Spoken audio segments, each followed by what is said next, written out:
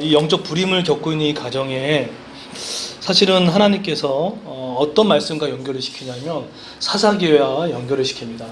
사무엘상은 이 사사기와 뗄래야 뗄 수 없는 구조이긴 한데 결국은 사사기를 연결시키면서 하나님이 이런 이야기를 하고 싶었던 거죠. 더 이상 하나님을 왕으로 섬기지 않고 자신의 옳은 소견대로 옳은 대로 행했던 그 시대 가운데 정말 암흑기가 있었고 아무도 하나님을 찾지 않았고 말씀들 행하지 않던 그 시대, 이 시대가 바로 사사기를 지나 룻기를 지나 바로 이 사무엘상에 나타나는 그 시대의 상이었습니다. 더 이상 하나님을 주인으로 모시지 않아요. 그리고 더불어서 더 이상 하나님 찾지도 않고 말씀을 알아도 순종하지 않는 시대, 바로 사무엘상의 초입 부분에 있는 그 시대였습니다. 그런데 이랬던 영적인 암흑 같은 이 불임 이 시대 가운데 하나님은 임신 못한 한 여인을 주목하시면서 하나님의 역사를 써내려갑니다. 이게 너무 참 기가 막힌 다이내믹 같아요. 우리가 생각했을 때는 힘이 있고 능력 있는 사람을 통해서 이스라엘의 역사를 열어가면 너무 좋으련만 오히려 한 가정의 아픔을 통해서 이스라엘의 역사를 빛을 비추고 있는 모습으로 바뀌고 있습니다. 누가 상상이나 했겠습니까? 임신을 못해서 불임을 겪고 있는 그 여인의 가정을 통해서 이스라엘 역사를 바꿔나갈 준비를 할 줄을 누가 알았겠습니까? 하나님의 생각은 우리의 생각과 전혀 다른 거죠.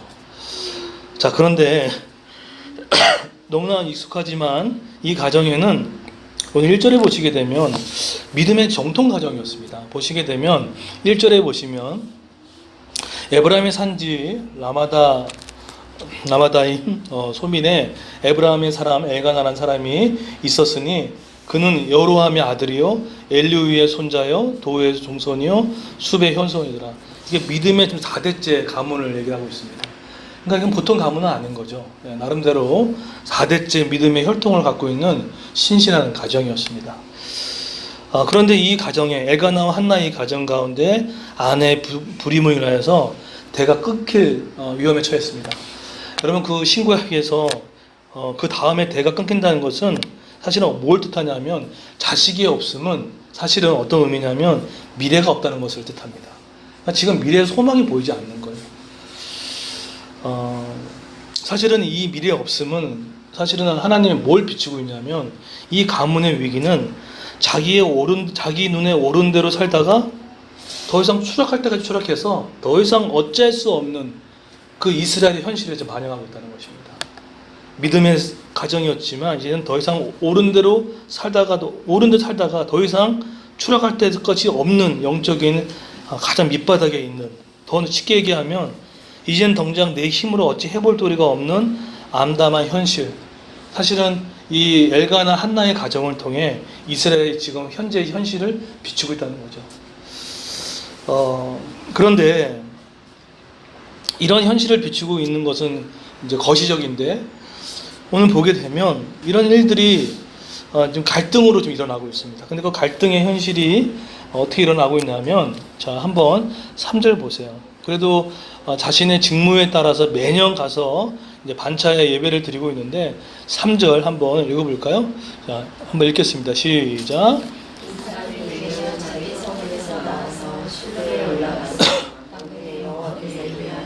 제사를 드렸는데 엘리야의 두 아들 홈니와 비나스가 여호와의 제사장으로 거기에 있었더라. 예.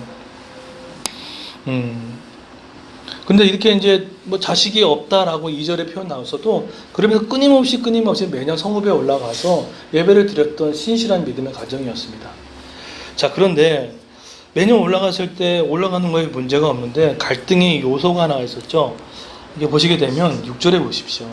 6절에 보시게 되면 여호와께서 그에게 임신하지 못하게 하심으로 그의 적수인 분인나가 그를 심하게 격분하여 괴롭게 하였더라. 왜 이렇게 격분했을까요? 이렇게 보시게 되면 아무래도 이 제사를 끝나고 제물의 몫을 제사장님들 주지 않습니까? 네, 그런데 이 제사장의 이 몫은 사실은 한나의 가정보다 이 분인나의 가정에 더 많이 들어갔습니다. 왜냐하면 자식들이 많았거든요. 근데 그것도 뭐 그럴 수 있다라고 하지만 그것으로 인하여서 한나의 마음은 사실은 너무나 힘든 거예요. 괴로웠던 거죠. 매년 반차에 따라서 예배를 드리고 있음에도 불구하고 자식이 없고 또 그것을 그 현실을 계속 갈 때마다 부딪히게 되니까 이게 참 어려운 거죠. 여러분 이런 게 있어요. 내가 잊고 있는 일이 있을지라도요. 어떤 이상한 사건에 이렇게 딱 마주치게 되면은 그게 자꾸 생각이 나요. 우리가 집이 없는 것에 대해서 고민이 없었다가도 집이 있는 사람을 만났을 때 마음이 나는 왜 이렇게 못 살지? 이런 마음이 들 때도 있고 그냥 평상시에 아무것도 없었다가 그런 환경을 부딪히게 되면 막 마음이 격동되게 되는 거예요. 내가 못 살고 있나? 내가 잘못하고 있나? 이런 마음이 들 때가 있습니다. 근데 이것이 매년 제사를 드릴 때마다 계속 이렇게 하니까 얼마나 이 한나의 마음이 힘들었겠습니까? 근데 여기서 이 격분이라는 단어가 어떤 뜻이냐면 천둥같이 화를 냈다는 뜻입니다. 그만큼 마음이 계속 매년마다 쓸어내리는 거예요. 마치 그런 거죠. 그 명절 때 갈 때마다 결혼하지 못했던 처녀 총각들한테 왜 결혼 안 해? 그냥 있다가 명절 갈 때만 그런 얘기 듣고 그런 것처럼 마음을 막 격동케 되는 거죠. 근데 이 격동케 되는 이 마음 가운데 남편도 위로가 안 됩니다. 한번 보세요. 8절에 보시게 되면 그의 남편 엘가나가 그에게 이르되 뭐라고 합니까? 한나여 어찌하여 울며 어찌하여 먹지 아니하며 어찌하여 그대의 마음이 슬프냐? 내가 그들에게 10 아들보다 낫지 아니하냐 하니라. 지금 어찌하여라는 단어가 3번이나 등장하죠. 그러니까 지금 남편도 이 부인의 이 마음을 위로하고자 많이 했어요. 그런데 그 마음이 그 부인 한나에게는 도저히 위로가 안 되는 거예요.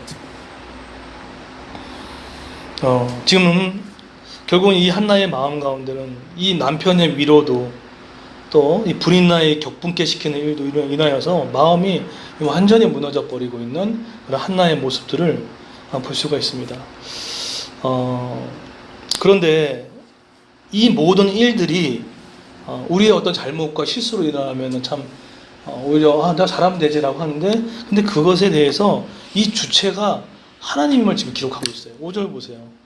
결국은 이 불임의 문제인데 이 불임의 문제를 쥐고 있는 키를 쥐고 있는 분이 누구십니까? 6절에 보시게 되면 여호와께서 그에게 임신하지 못하게 했다라고. 아마 성경은 쉽지만 아마 이걸 받아들이는 성도 입장에서는 좀 마음이 그럴 거예요. 아니 그렇다고 그렇지 아무래도 왜 이것을 그냥 일부러 이렇게 하셔가지고 그냥 그랬나 그런 생각들을 하게 될 수 있습니다. 그런데 이렇듯 격분케 되고 어찌할 줄 모르는 남편들 위로도 더 이상 되지 않았을 때 한나의 모습을 보십시오. 어디로 향하는지 한번 보시면 좋겠습니다. 이제 더 이상 갈 데가 없는 거예요. 매년마다 격분되고 남편의 위로도 이제 안 되고. 자, 9절 보십시오. 한나가 취했던 행동입니다. 한번 읽어볼까요? 9절 시작. 그들이 실로에서 먹고 마신 후에 한나가 일어나니 그때 제사장 엘리는 여호와의 전수 곁에 있었더라. 그 다음부터 10절에 한나가 마음이 괴로워서 여호와께 기도하고 통곡하며 일어나는 그런 기도의 모습으로 한나가 지금 하나님 앞에 나아갑니다. 음식을 먹고 정신 차린 이후에 어디로 간다고요? 기도하기 위해서 성막으로 향하는 한나의 모습을 볼 수 있습니다. 사실은 이 한나는 이것은 누가 해결하는 게 못하는구나. 결국 이 문제는 해결할 분은 하나님이심을 우리가 알 수 있음을 오늘 한나를 통해서 알 수 있습니다.